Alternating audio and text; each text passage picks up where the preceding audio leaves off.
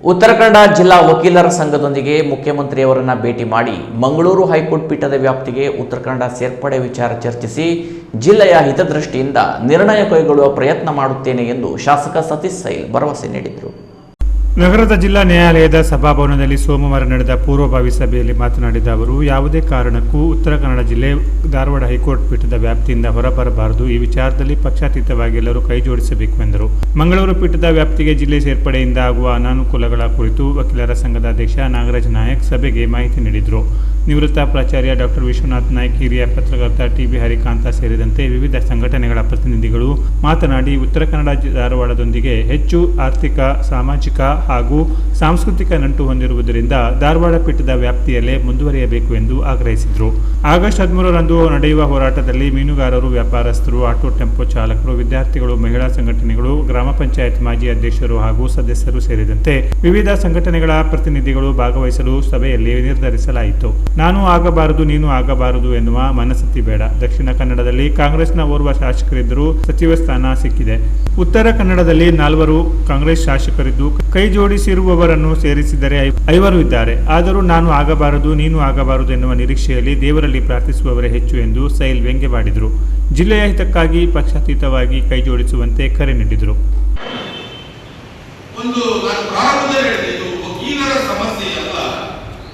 ಜನಸಾಮಾನ್ಯರ ಸಮಸ್ಯೆ. ಹಾಗಾಗಿ ನಿಮ್ಮಗಳನ್ನೆಲ್ಲ ಕರೆದು ಚರ್ಚಿಸಬೇಕು ಅಂತ ಹೇಳಿ ನಮ್ಮ ಹಿಂದಿನ ಸ್ಪೆಷಲ್ ಬಾಡಿ ಮೀಟಿಂಗ್ ನಲ್ಲಿ ಈ ಕುರಿತು ಚರ್ಚೆಯಾಯಿತು, ತರಾವಾಯಿತು. ಕಳೆದ 10 ದಿನಗಳ ಹಿಂದೆ, ಬಹುಶಃ 31ನೇ ತಾರೀಕು ಅಂತ ಅನಿಸ್ತದೆ, ಶ್ರೀ ಬಿ.ಡಿ. ಹಿರೇಮಠ ಅವರು ಇಡೀ ಉತ್ತರ ಕರ್ನಾಟಕದಲ್ಲಿ 2 ಪೀಠಗಳ ಸ್ಥಾಪನೆಗೆ ಕಾರಣಕರ್ತರಾದಂತ ಬಿ.ಡಿ. ಹಿರೇಮಠ ಅವರು ಇಲ್ಲಿಗೆ ಆಗಮಿಸಿದರು. ಅವರಿರ್ತಕ್ಕಂಥ ಸಭೆಯಲ್ಲಿ ಒಂದಿಷ್ಟು ಸಲಹೆ ಸೂಚನೆಗಳನ್ನು ಕೊಟ್ಟು, ಮೊದಲಿಗೆ ಕಾರವಾರದ ಎಲ್ಲ ಸಂಘ ಸಂಸ್ಥೆಗಳನ್ನೆಲ್ಲ ಕರೀರಿ, ಅವರಿಗೆ ಮನದಟ್ಟು ಮಾಡಿಕೊಡಿ. ಇನ್ನೊಂದು ಕಡೆ ಇದು ಕೇವಲ ವಕೀಲರ ಸಮಸ್ಯೆ ಅಂತ ತಿಳ್ಕೊಂಡಿದ್ದಾರೆ. ಹೇಗೆ ಕಕ್ಷಿಗಾರರಿಗೆ ಸಮಸ್ಯೆ ಆಗ್ತದೆ ಅನ್ನೋದನ್ನ ಸಂಘ ಸಂಸ್ಥೆಗಳಿಂದ ಕರೆದು ಮನದಟ್ಟು ಮಾಡಿಕೊಡಿ ಅಂತ ಹೇಳಿದ್ರು. ಆ ಪ್ರಕಾರ ನಾವು ಸಂಘ ಸಂಸ್ಥೆಗಳನ್ನು ಮತ್ತು ಅದರ ಜೊತೆಗೆ ನಮ್ಮ ವಕೀಲರನ್ನು ಕೂಡಿಸಿ ಈ ಒಂದು ಕಾರ್ಯಕ್ರಮವನ್ನ ಮಾಡಬೇಕು ಅಂತ ಚಿಂತನೆ ಮಾಡಿದ್ದೀವಿ. ಆಮೇಲೆ ಒಂದು ಸಣ್ಣ ಸ್ಥೂಲ ಚಿತ್ರಣವನ್ನು ನಿಮಗೆ ಕೊಡಬೇಕಾಗ್ತದೆ. ಈ ದಿವಸ ವಕೀಲರ ಸ್ಪೆಷಲ್ ಬಾಡಿ ಮೀಟಿಂಗ್ ನಲ್ಲಿ ನಾನು ಮಾತಾಡಿದ್ದೆ, ಸ್ಪೆಷಲ್ ಜನರಲ್ ಬಾಡಿ ಮೀಟಿಂಗ್ ನಲ್ಲಿ ಮಾತಾಡಿದ್ದೆ. ಆದ್ರೂ ಇವತ್ತು ಅನೇಕ ಪ್ರಮುಖರು ನೀವು ಬಂದಿದ್ದೀರಿ, ನಿಮಗೂ ತಿಳುವಳಿಕೆ ಇದೆ ಅನ್ನುವಂತ ದೃಷ್ಟಿಕೋನದಲ್ಲಿ ನಿಮ್ಗೆ ಗೊತ್ತಿದೆ, ಯಾಕೋ ಸ್ವಲ್ಪ ನೆನಪು ಮಾಡಿಕೊಳ್ಳುವಂಥದ್ದು. 1859ಕ್ಕಿಂತ ಮೊದಲು ಇಡೀ ಜಿಲ್ಲೆಯನ್ನ ಕೆನರಾ ಜಿಲ್ಲೆ ಅಂತ ಹೇಳ್ತಿದ್ರು. ಕೆನರಾ ಜಿಲ್ಲೆಯಲ್ಲಿ ಯಾವ್ಯಾವ ಬಂತು? ನಮ್ಮ ಉತ್ತರ ಕನ್ನಡ ಯಾವುದೇ ಪರಿಸ್ಥಿತಿಯಲ್ಲಿ ಇದನ್ನು ನಾವು ಕೈ ಬಿಡಬಾರ್ದು. ನಾವೆಲ್ಲರೂ ಇದಕ್ಕೆ ಕೈ ಜೋಡಿಸಬೇಕು. ಮತ್ತು 13ನೇ ತಾರೀಕಿಗೆ ಎಲ್ಲರೂ ಪಕ್ಷಾತೀತವಾಗಿ ಸ್ವಲ್ಪ ನಮ್ಮಲ್ಲಿ ಕಾರವಾರ ಸ್ವಲ್ಪ ಸ್ಪೀಡ್ ಮನಸ್ಸಿಂದ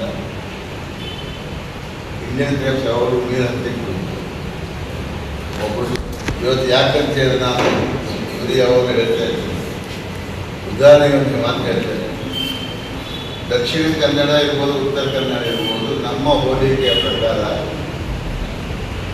ನಾನು ನೋಡಿದ್ದ, ನನಗೆ ಗೊತ್ತಿದ್ದ ಪ್ರಕಾರ ದಕ್ಷಿಣ ಕನ್ನಡಕ್ಕಿಂತ ಉತ್ತರ ಕನ್ನಡ ಬಹಳಷ್ಟು ಸಮುದ್ರ ತೀರವನ್ನು ಹೊಂದಿರುವುದಷ್ಟೇ ಅಲ್ಲ, ಒಳ್ಳೆಯ ರಮಣೀಯ ಒಂದು ಜಾಗ. ಮತ್ತೆ ದಕ್ಷಿಣ ಕನ್ನಡದಲ್ಲಿ ಏನಂತ ಹೇಳಿದ್ರೆ, ಒಂದು ಸಲ ಇಲೆಕ್ಷನ್ ಆಯ್ತಪ್ಪ, ಡೆವಲಪ್ಮೆಂಟ್ ಆಗಬೇಕಂತ ಹೇಳಿದ್ರೆ ಎಲ್ಲರೂ ಇವತ್ತು ಉದಾಹರಣೆ ಒಂದೇ ಒಂದು ಯಾರು ನಮ್ಮ ದಕ್ಷಿಣ ಕನ್ನಡ ಜಿಲ್ಲೆಯಲ್ಲಿ ಒಂದೇ ಮಿನಿಸ್ಟರ್, ನಮ್ಮಲ್ಲಿ 4 ಮತ್ತು ಒಂದು ಕೈ ಜೋಡಣೆ 5. ಆದರೆ ನಾನು ಆಗಬಾರ್ದು, ನೀನು ಆಗಬಾರ್ದು ಅಂತ ಇಚ್ಛೆ ದೇವರನ್ನು ಪ್ರಾರ್ಥನೆ ಮಾಡೋದು ಬಹಳ ಜನ ಇದ್ದಾರೆ. ಎಷ್ಟೋ ಜನ ಇದನ್ನು ಕಾಯನ್ನು ಹೊಡೆದಿರ್ಬೋದು. ನನ್ಗೆ ಗೊತ್ತಿಲ್ಲ ಇಲ್ಲಿ ಯಾರು ಇದ್ದಾರೆ ತಪ್ಪು, ಮತ್ತು ನಾನು ಇಲ್ಲಿ ಯಾರು ಮಾತಾಡಿದ್ದೀನಿ